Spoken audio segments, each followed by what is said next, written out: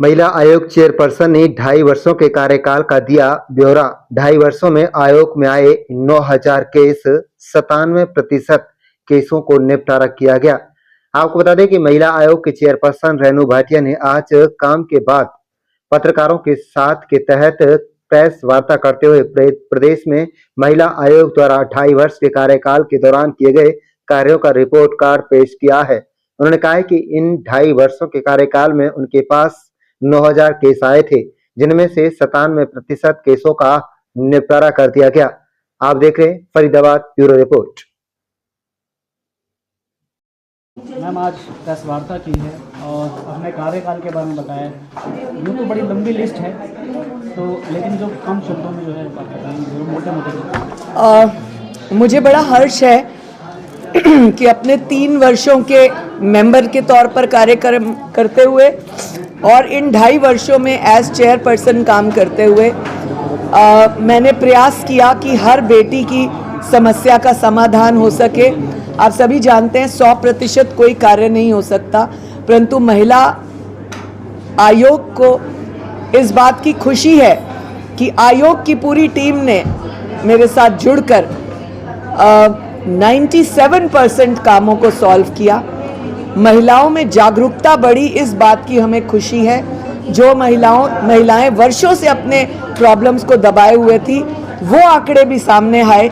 इन 2.5-3 वर्षों में 9,000 के करीब केसेस आए, जिनमें से हमने 97% सॉल्व किए।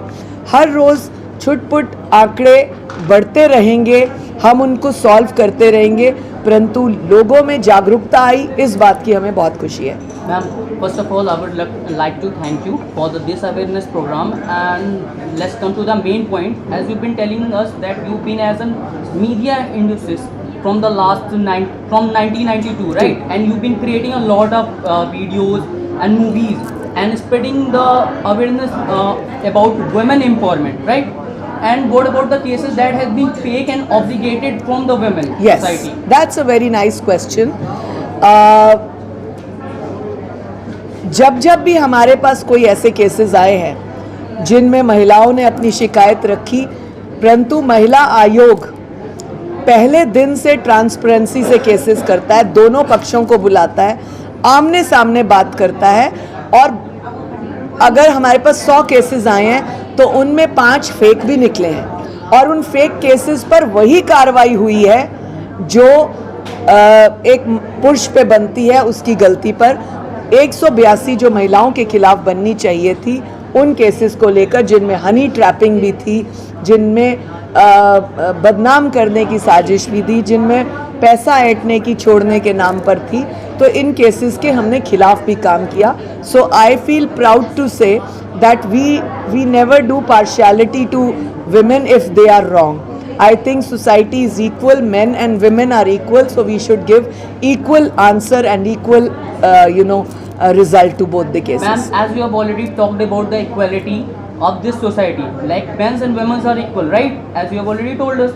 But what about those societies that have been humiliating men, and after the women created all those fake news? We have already worked on that. We don't let women do fake काम.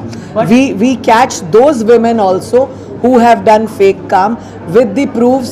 Whenever we get proofs from men, we do all that. Ma'am, आपने पारदर्शिता की बात की थी अभी कि पूरी पार्शियलिटी नहीं होगी, पूरा ओपन केसेस होंगे, बट अभी आपने अपने रिपोर्ट में, अभी यहाँ पे आपने शुरुआत में ये चीज़ कहा कि अगर इस तरह के कोई भी केसेस जो हैं वो मेंस के अगेंस्ट आते हैं तो हम बिना किसी सुनवाई के उसके खिलाफ चार्ज लेंगे। इफ दैट पर्सन बिना सुनवाई के नहीं, आपने नहीं बात समझी। बिना सुनवाई के नहीं, ये मैंने स्कूल्स के ऊपर बोला था कि अगर इस तरह का कोई केस आता है तो हम उनकी डिपार्टमेंट इंक्वायरी से पहले भी एक्शन ले लेंगे।